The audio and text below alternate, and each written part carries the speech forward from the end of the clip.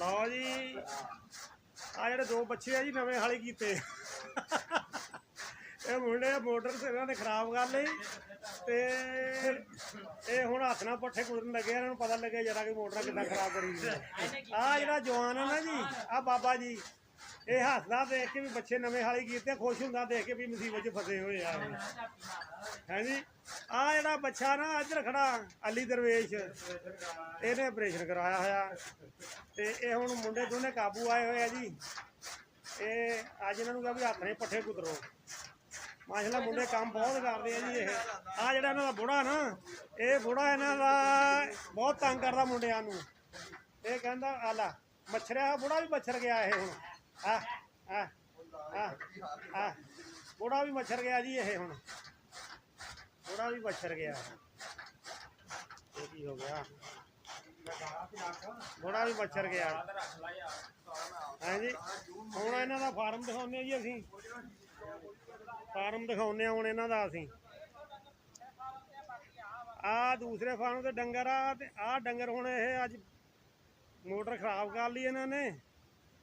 ਤੇ ਆ ਹੁਣ ਡੰਗਰਾਂ ਨੂੰ ਹੱਥ ਨਾਲ ਪੱਠੇ ਕੁਤਰ ਕੇ ਤੁਹਾਨੂੰ ਦਿਖਾਏ ਅੱਗੇ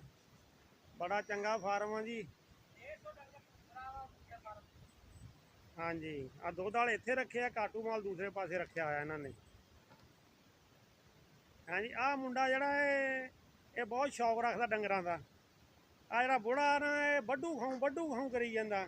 ਨਿਆਣਿਆਂ ਨੂੰ ਇਹ ਨਿਆਣੇ ਠੀਕ ਨਹੀਂ ਆਉਂਦੇ ਇਹ ਨਿਆਣੇ ਇੰਨੇ ਕੰਮ ਕਰਦਾ ਫਿਰ ਹੀ ਵੱਢੂ ਖਾਊ ਕਰੀ ਜਾਂਦਾ ਜੀ ਇਹ ਰਾਣਾ ਅਲੀ ਇਹ ਰਾਣਾ ਅਬਦੁੱਲਾ ਦੋਨਾਂ ਵੀਰਿਆਂ ਦਾ ਇਹ ਫਾਰਮ ਤੇ ਇਹ ਫਾਰਮ ਜਿਹੜਾ ਇਹਨਾਂ ਨੇ ਮੁੰਡਿਆਂ ਨੇ ਬੜੇ ਸ਼ੌਕ ਨਾਲ ਬਣਾਇਆ ਹੋਇਆ ਅੱਜ ਕੱਲ੍ਹ ਪੱਠਿਆਂ ਦੀ ਕਮੀ ਆਈ ਆ ਹੁਣ ਪੱਠੇ ਥੋੜ੍ਹੇ ਆ ਤੇ ਨਾਲ ਹੀ ਇਹਨਾਂ ਨੇ ਕੋਠੀ ਬਣਾਈ ਹੋਈ ਆ ਆਪਣੀ ਆਹ ਮੁੰਡਾ ਜਿਹੜਾ ਇੱਕ ਬਣਾਉਣ ਵਾਲਾ ਮਸ਼ੀਨ ਫਿਰਦਾ ਉਹ ਪੁਲਿਸ 'ਚ ਇੰਸਪੈਕਟਰ ਆ ਹੈ ਜੀ ਇਹ ਫਾਰਮ ਇਹਨਾਂ ਨੇ ਬਹੁਤ ਵਧੀਆ ਬਣਾਇਆ ਹੋਇਆ ਬਹੁਤ ਚੰਗਾ ਗਾਵਾਂ ਮੱਝਾਂ ਹੈ ਜੀ ਤੇ ਨਾਲ ਦੋ ਪਿੱਪਲਾ ਵਿੱਚ ਲੱਗੇ ਹੋਏ ਹੈ ਜੀ ਹਾਂਜੀ ਆ ਨਾਲ ਹੀ ਸਕੂਲ ਆ ਮੈਟ੍ਰਿਕ ਤੱਕ ਆ ਮੁੰਡਾ ਪੁਲਿਸ 'ਚ ਆ ਜੀ ਇਹ ਬੜੇ ਸ਼ੌਕ ਨਾਲ ਕੰਮ ਕਰਦਾ ਇਹ